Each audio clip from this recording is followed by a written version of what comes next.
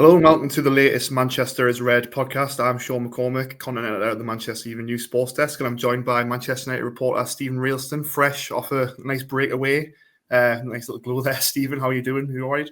Yeah, it's not fake tan, Sean, and I've not been on the sun tanning beds. It is a legit tan. 2 weeks off, which is quite a long time, isn't it? I think it was 16 days in total. Just a week in Costa with the girlfriend. I said it was going to be a make or break week. Thankfully, we're still together, so something has gone okay during that week, I think. Looking forward to the next one.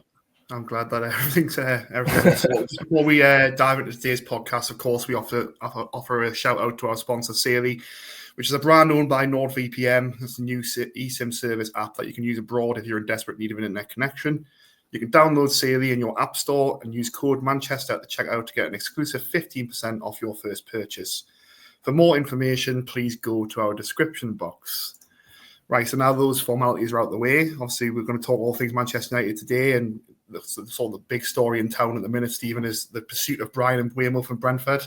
A couple of bids have went in so far, and there hasn't been an agreement reached yet. What is the latest for United fans on the situation? I think we could do a few more of those sponsorships to pay for a few more holidays, I think. I wouldn't mind that.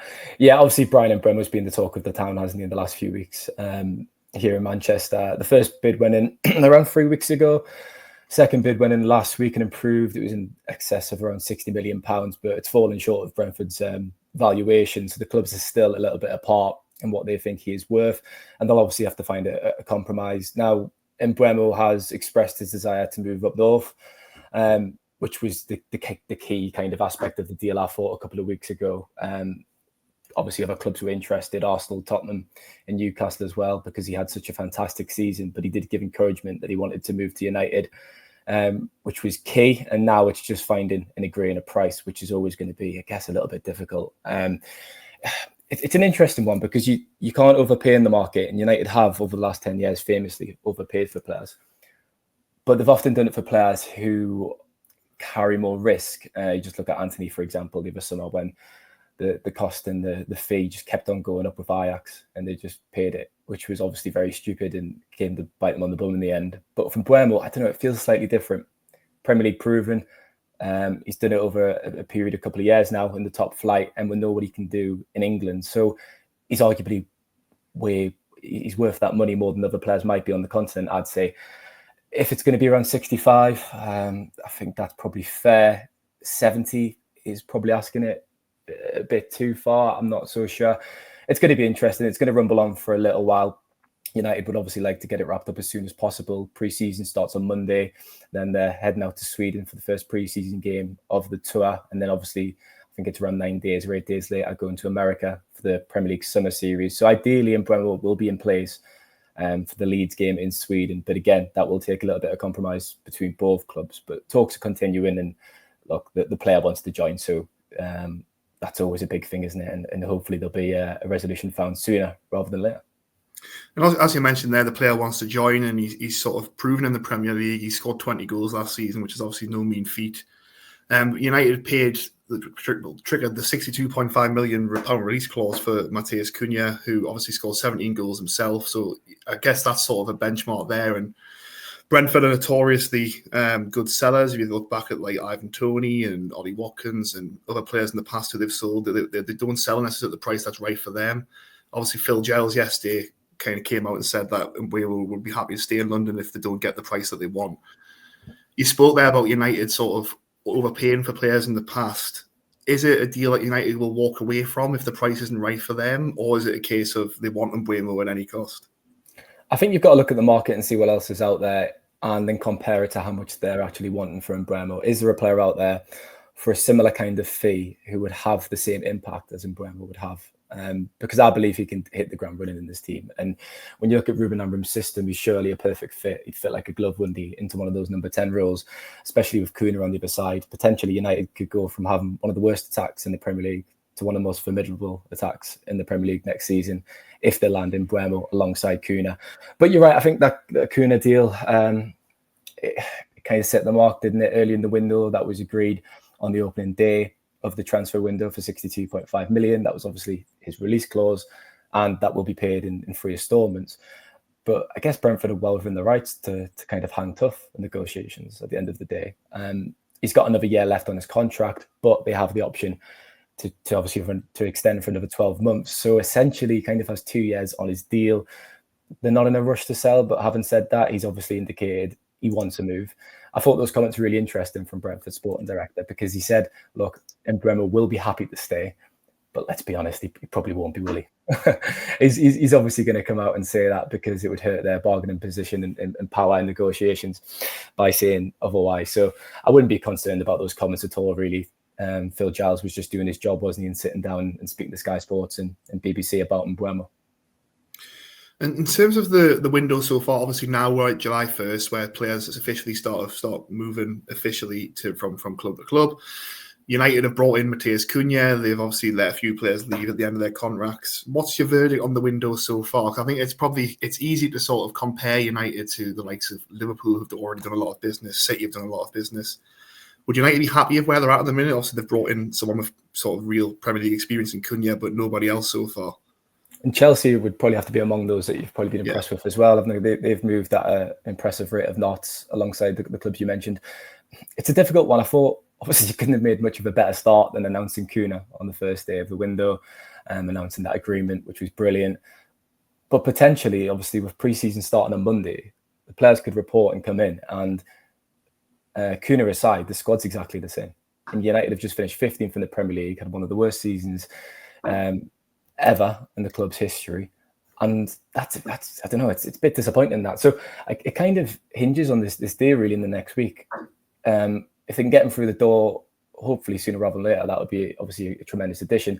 And then if you've signed Mbeumo and Cunha within the first week of July, you'd say that has to be a good start. And then obviously the sales would commence, and then you could use those funds for further arrivals to strengthen. But if this Mbeumo situation rumbles on longer than ideal, then I think supporters will start to become a little bit concerned, because Cunha will be the only fresh face through the door. The squad is mostly the same, and the questions are going to be asked. It's a fine line, really, isn't it, in the transfer window, in terms of how you judge a good transfer window or not. And I guess United are walking it right now with the Mbeumo situation. And in terms of sort of looking beyond Mbeumo, just assuming that United get that one over the line, the last two attacking midfielders they've signed, there's obviously other priorities for them in the transfer market, namely a forward. Obviously, we've both written quite extensively about the goal scoring woes of last season, in terms of, there was only 4 teams in the league who actually scored less goals than United. Ollie Watkins has been linked with reports elsewhere with a move to United. So United have sort of inquired about his availability this summer. He kind of fell out of favour towards the end of last season at Aston Villa, but again, a proven goal scorer. Where do United stand with that one? I guess from Villa's point of view, it's not really a deal that sort of makes sense for them. Yeah, we were just talking about it earlier, where Laurie's written that story in The Athletic earlier today, kind of linking Watkins as a potential candidate for a move. Look, on paper, I mean, why wouldn't United go for Ollie Watkins? It'd be a fantastic addition, wouldn't it? He's proven in the Premier League, and he proved his quality at the Euros last summer with England. Remember that goal against the Netherlands in the semi-finals? Brilliantly taken. I think everyone remembers that, despite the pints everyone had that day celebrating getting to the final. So yeah, look, it would be a fantastic addition. But we were talking about it, and I was kind of saying, well, why would Aston Villa sell? It would take a decent fee for them to sell, let's say around £60 million in that region. And do United have that money right now? Not after potentially spending 62.5 million on Cunha and adding in a fee for Mbeumo. They obviously need a striker, but you think that deal would have to be offset by sales, which hasn't been any of yet. You're looking at Garnacho, Rashford, Antony and Sancho would obviously be the 4 front runners in that regard. So there probably has to be some movement there before we can see movement for a striker, but it has to be at the front of their priorities for me, really, because once you've got these 2 number 10s in, that's all well and good, and they're going to add goals to this team, of course they are, but United need a striker. They desperately need a striker. I said it would be the icing on the cake, getting a striker, but when you think about it, no, it's just necessary. It's probably the flour in the cake, isn't it? It's filling. They need a centre forward. They need someone who can score goals. Watkins ticks those boxes, but would Villa sell? I'm not so sure. Especially considering Marcus Rashford's been sent back. They're not going to trigger their permanent option to sign him for 40 million. They sold John Duran in the January transfer window, so are they going to really sell prolific decent goal scorers in successive windows. It just doesn't really add up to me. Look, if United could get Ollie Watkins for 30 million, that would be fantastic, but we're not playing for free help. We're not. Yeah. And I guess the key point you made there is that if United do get Mbeumo through the door, the next signing sort of is contingent on getting rid of players. And, United have made a priority to get rid of the likes of Marcus Rashford and Jadon Sancho and Anthony, who spent last season on loan. And then obviously Alejandro Garnacho's situation is well documented in terms of Ruben Amorim would like to get rid of him if he can. Obviously the price needs to be right in that situation to do so. What is the situation on those 4 players? Because United were hoping for a quick resolution in terms of getting them out the door, but as usually happens in the transfer window, progress has been pretty slow in that department. It's always easier said than done, isn't it? When you think, right, get rid of these players at the start of the window, get Ruben a load of cash and let them spend it. There's been more loan inquiries for Rashford. Seems to be the state of play at the moment than permanent bids. He's been flirting with Barcelona and fluttering his eyelids at them, hasn't he? He came out and spoken in an interview recently. I think that would be his dream move, of course, but do they have the money? Again, I'm not so sure. Their financial difficulties are well documented. Maybe they could sell a square of the training ground to fund the move, because that's what they seem to do. Just sell different parts of their football club. We're selling seats of the Camp Nou, I think, as well, recently in the museum. So maybe worth checking that out. Anthony, Sancho and Garnacho.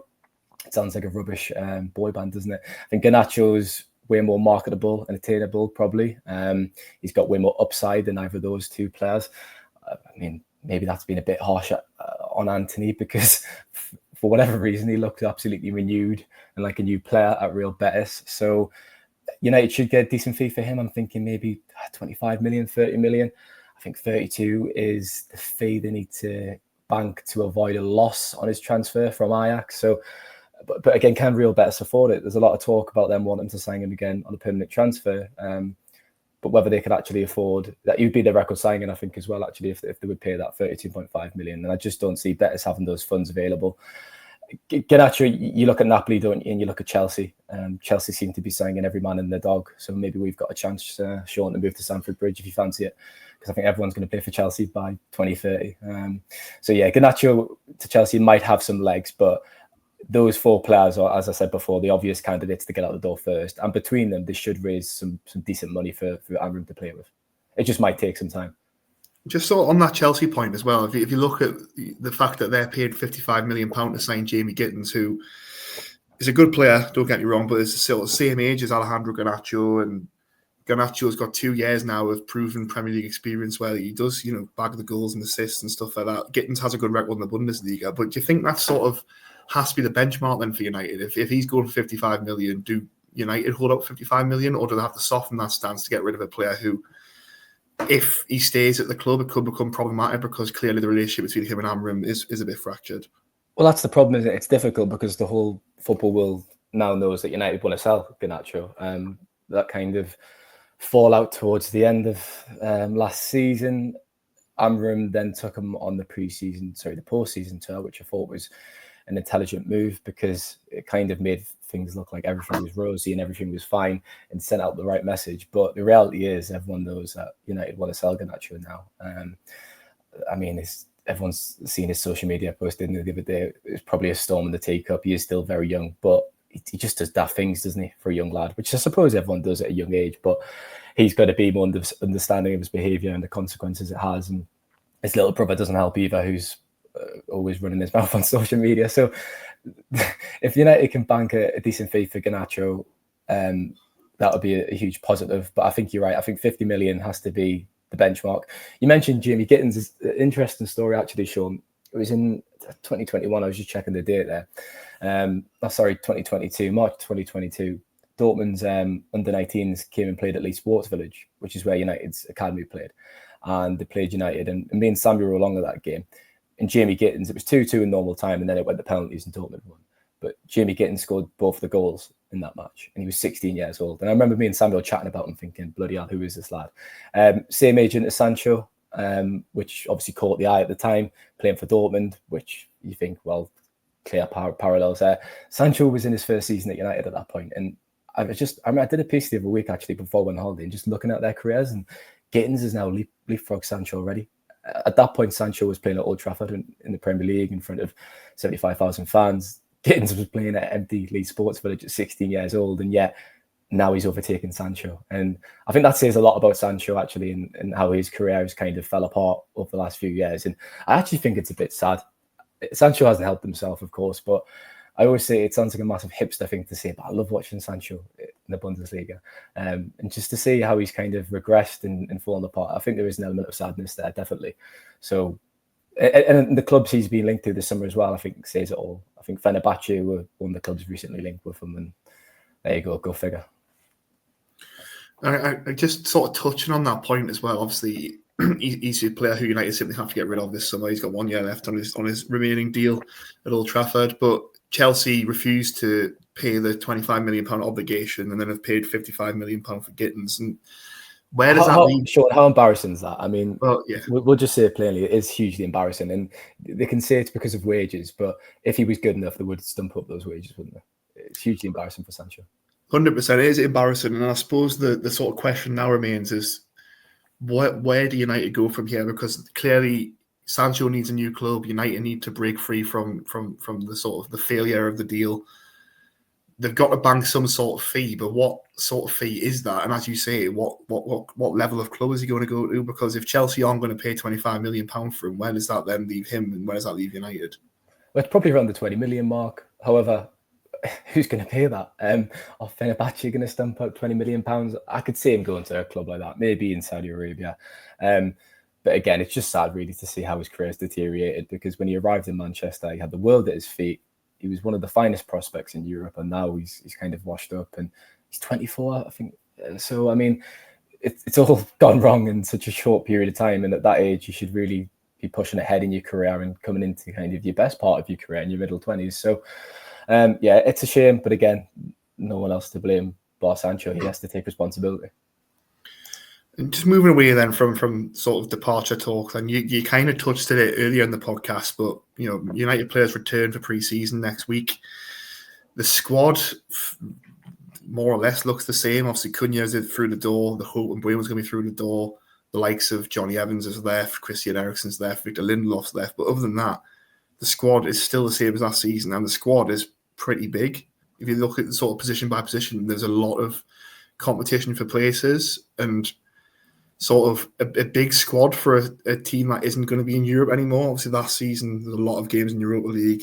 This season, that sort of problem isn't going to be there for United.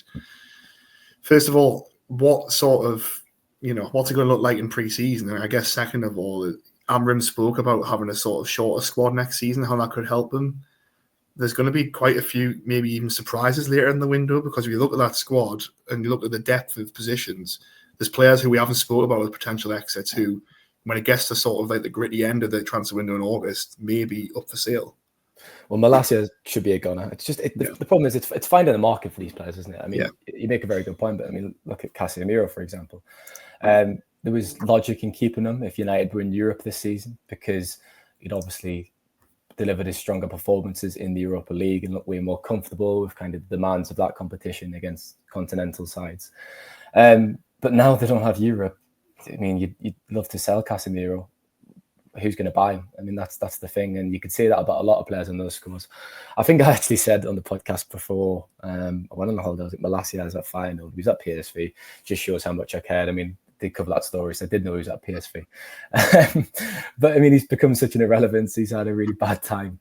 And again, it's finding a club. I think a mid-table Dutch side, maybe a small fee. It's just getting these players off the books now, and then more importantly, not committing the same mistakes in the market again, because for far too long we've had these players come in, and every 18 months or so, 2 years, we'll have these same conversations about shifting the dead wood, and it's a horrible cycle really that United need to break out of. Definitely. And just sort of, I guess, touching on the Casemiro thing there, 1 year left in his deal. He came in for £70 million. Obviously, I would say that, first season, definitely absolute roaring success. So we had his struggles in the second season, but still ended with an FA Cup triumph.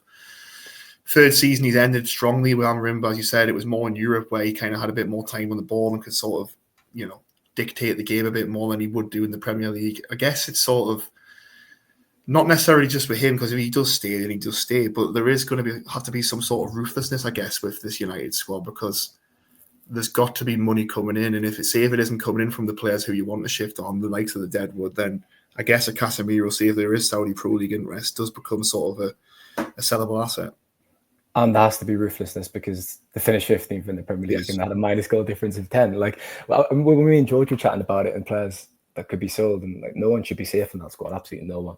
Perhaps with the exception of Bruno Fernandes, who is magnificent again, and maybe Ahmad, who both emerged with credit. It's finding a market, and it's difficult. There was no appropriate offer for Casemiro last summer, and that's why he stayed. And whether or not someone comes in for him again, it just seems unlikely, doesn't it? You go back to Sancho there, who's got 1 year on his contract. I fear that could be a loan, and he could just maybe just run down his deal and take the wages, because when you're on such big wages, he's probably thinking to himself, look at the way my career's going, I might as well take one last pay packet and bank as much as I can across the next 12 months before my next move, because there is no chance Sancho is going to earn those wages ever again in his career. Let's go a bit more positive then, because we've just spent quite a bit of time sort of talking about the Deadwood and finishing 15th and struggling to sell players. We're going a bit more of a positive note, and I guess the Ineos strategy when they come in was to find young gems who they can mould into good players, and failing that, mould into players who they can sell on for a bit of profit, which obviously then helps United in the transfer market and sort of combating PSR issues. 2 players that are going to arrive this week, one, the Paraguayan left-back Diego Leon, and then the Frenchman Enzo Canabayek or Biek. Well done. Yeah. It's star in French. That one, I'm still giving you. I'm saying I've practiced that one. I'm still giving you 2 different pronunciations. But there you go. But also they're both coming in this week. Both players who United feel have got massive potential. What's the sort of plan for them? Are they going to be around the first team, or are they going to be sort of under 21 players who United hope impress that level and then sort of push on to the first team, and sort of a bit like what Chido Obi and Harry Amast and Tyler Fredrickson did this season when they brought in the first team self? Is that the plan for Leon and Canabayek? So Canabayek's obviously arriving on a free transfer from Le Havre, which is where Paul Pogba is from famously. So he's kind of following in his footsteps. And then the fee for Leon is around 3.3 million, which is potentially rising to 7 with add-ons. So that's pretty significant for a player who's only 18 years old. He's not played a huge amount of first team football, and it probably shows you where United think he can go and what he can do. The kind of early mumblings and the impression I'm getting so far is that Enzo, I'm bloody forgetting his name and I've written it so many times in articles, Enzo Canabayek, will probably go out on loan, I'd say. The Zen, I should say, in Switzerland, who of course are Ineos owned, have been linked. But I was told probably around 2 weeks ago now that no loan plan had been confirmed yet for him finalised. So I'll have to check in on that again in the near future to see whether he will be heading out on loan. And the only impression I'm getting with Diego Leon is he'll probably stay in the building, at least get some eyes on him in pre-season, which will be important, and be assessed by staff, see where he is physically, how he is adapting. And it's a bit different with kind of Beck, I presume, because he's from Europe, he's French. I know it's still a big move across to England, of course. But Diego Leon's coming from the other side of the world in Paraguay. It's a huge jump for him. We saw it with Seko Kone, who came from Mali, and he was really given time just to adapt to his surroundings, adapt to the kind of intensity in training. And he really struggled in the first few months. I've spoken to people about it at the club who admitted he just wasn't at the kind of the level and the intensity, and physically as well. It's difficult for these young players when they come across, and you're competing against players who have spent the last 5-6 years building their bodies for English football. It's a completely different game, of course, abroad. So Diego Leon will probably encounter the same difficulties as Kone did, I think, and for that reason, I think he'll probably be kept in the building. But again, we still haven't had a definitive answer on that. Should perhaps have an answer in the next few weeks, which will be interesting. But we're expecting a formal announcement for both of those players this week, probably towards the end of the week. They've already had their medicals, so the kind of deals are already complete. But just the club should put out a very short statement, I'd imagine, for both of them. In terms of the strategy, I've probably not answered your question, have I, Sean? I've probably just mumbled on. It's this new Ineos strategy, isn't it? Signing these young players for low fees or lower fees from afar, and I guess flip them or they make the first team. It's kind of a win-win, isn't it? Because if they're signed and they're brought in, then the worst case scenario is that they're sold a few years later for a marginal profit. And the best case scenario is that they make it into the first team and they establish themselves and go on to become proven Premier League players. So it's a clever strategy. You can't obviously build your whole team around it because you need proven players, and these signings aren't going to be immediate additions to the squad, and they're not going to be immediately useful to Amorim. But I think it's a clever thing to do, and it's a sign of United kind of catching up with other clubs, because we've seen it, haven't we, with I can't remember the name of the player. I referenced it in a piece, but Chelsea signed and never played for Chelsea, loaned them out and flipped them for 10 million a season later. So it's the sign of the times, I think, these kind of transfers. It's promising that United are dipping into the market and doing these deals. And you should think that now and then one will come off and make the first team. Sekakone showed promising glimpses, but of course he's very green. So it'll be interesting to follow all three of them really in the next 18 months or so. Also, you mentioned Kone there, and obviously he was involved in the end of season tour that United had in Southeast Asia. And is there a chance that Leon and Conor Beck are sort of included in the United squad that travels out to Stockholm to play Leeds? That seems like it's going to be sort of more of a chance for the youngsters to impress and then even get a seat on the plane to America for the sort of later friendlies in the summer. Yeah, you hit the nail on the head. It's always the case that a Scandinavian friendly, which they traditionally do in the last few years, or they have for a long time, they usually do half of the first team players who have come back, and then half they'll make wholesale changes at half time and really give youngsters a chance. So I think in years ago, there was a bigger squad to America. Was it last year or the year before, which allowed more youngsters to come into the side for that tour, because that is the serious tour, of course, going across to the United States. So it'd be interesting. It's more of an indicator, really, who is on that plane to America, of who Amorim actually likes in terms of young players. But I'll be trying to whittle a few down myself and message a few contacts to see who's on that plane, because it'd be interesting to see who gets the nod. Yeah, and it's always exciting, isn't it, to sort of see the next generation, I guess, and the youngsters given a chance. And you never know, they could actually force their way into the first team. And just to sort of wrap things up, but we'll go away from the transfer talks for now. Johnny Evans has got a new role at the club. Obviously, his retirement was confirmed yesterday, I believe it was. He's been given a new role within the club. Darren Fletcher's also in talks. That was your story yesterday, Stephen, about becoming the under-18s head coach. Obviously, two club legends who have been around the game for a long time. What's the sort of situation with those two? Shall we firstly say Johnny Evans, he had Scousers, and what a career. Champions League, 3 Premier League titles, FA Cup, 2 League Cups, over 100 caps for Northern Ireland and MBE, a phenomenal career. It spanned over 20 years. So fair play to Johnny Evans. I thoroughly enjoyed him, watching him over his second stint. And I think it was a bit controversial. I was laughing on the last podcast with George when we were giving ratings, and I think I give an A? I think I give Johnny Evans an A. I was feeling in a generous mood, Sean, basically. But no, he's been a tremendous servant across 2 stints, and he's obviously been a huge fan favourite, which is why it's so brilliant to see him retained in the fold. He obviously formally announced his retirement yesterday. We're recording on a Tuesday afternoon.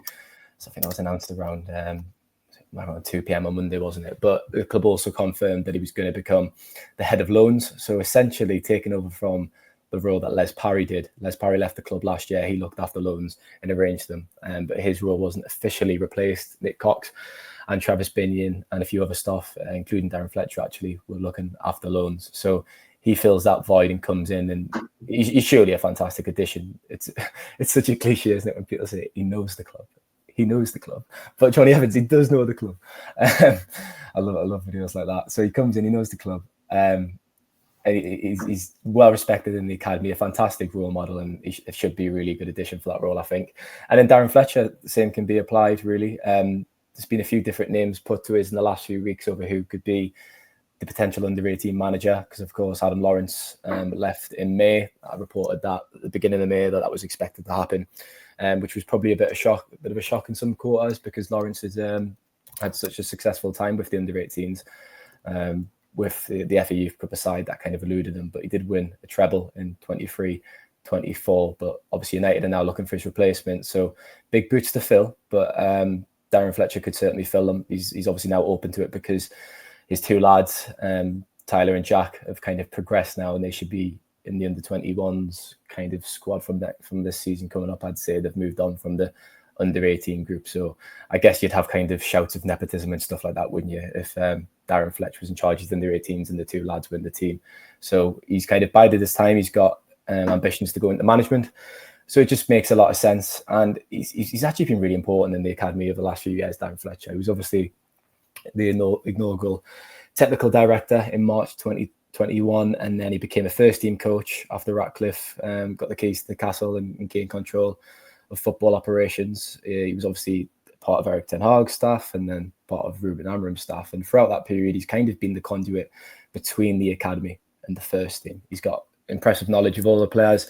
He attends matches regularly. He's been seen at Leeds Sports Village and away at the games in the EFL Trophy, which takes him travelling. We had a conversation with him after the Huddersfield game up in the kind of the press box there, just chatting about the players and Jack and Tyler's progress as well, because they've come along very well. So a great guy. He's really important in that sense in the academy, and again, a really good appointment that makes sense, I'd say. And I've spoken to a few people as well who already in the last few days who look after kind of those players in those age groups, and they seem to be quite happy with the noise that's coming out of there. If he does get the job, we'll say, because it's not confirmed yet. He still is, it's just in talks, but yeah, that should be a good addition. Definitely, and just a sort of final one, because I guess it is a bit of a niche role that Johnny Evans has been given, the loan and pathways manager. It's not a unique thing to Manchester United, though. It's a role that other Premier League clubs have sort of rolled out over the years. I can think of like Carlton Cole at West Ham, Shola Ameobi at Newcastle, which obviously me and you will know about. But like, it's a unique role. But how do you judge success on that? Because I guess there's only so much you can do prior to a player moving on loan. You can't then guarantee that player goes to that club and plays every week and scores loads of goals, or he's a defender, plays every week and plays really well. What's the sort of like brief for a loan and pathways manager? And can you give us a bit of insight into sort of what Johnny Evans's role will look like?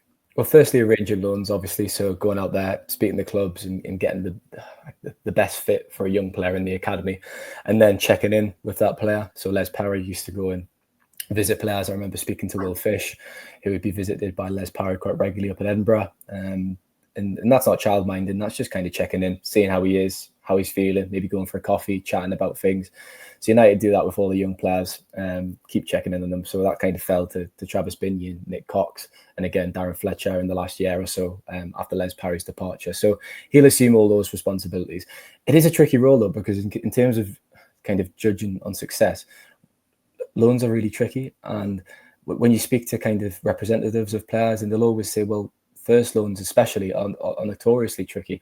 When you're getting a young lad out there, it's completely different going into the Football League, going into a men's dressing room for the first time, than being in the under-21 dressing room at Leeds Sports Village and playing against players your age. It can be a reality shock to a lot of the young lads. And for the loans that don't particularly go too well, I think supporters from the outside kind of sit there and question them and kind of criticise the club. And I think there's definitely an element of the club need to do a little bit better with loans.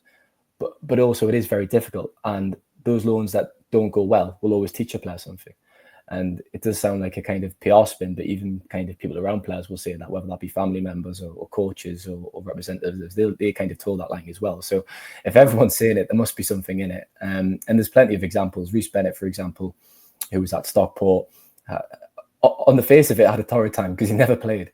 I think he made one appearance, played something like 20 minutes or something like that. But he actually loved it. He was around a promotion, went inside, came up, he had a fantastic time.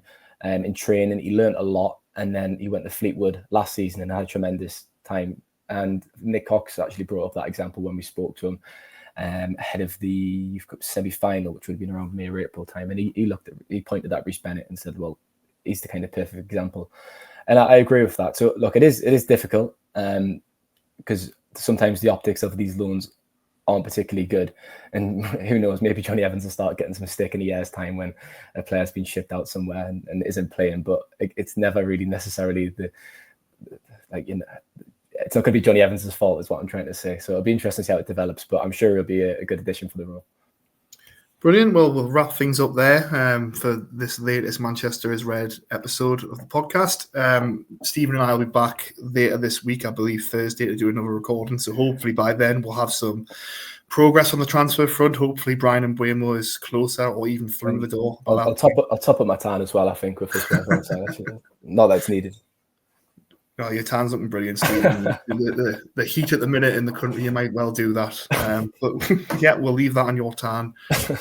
We'll be back later in the week. So thanks for joining us as always, and we'll see you then.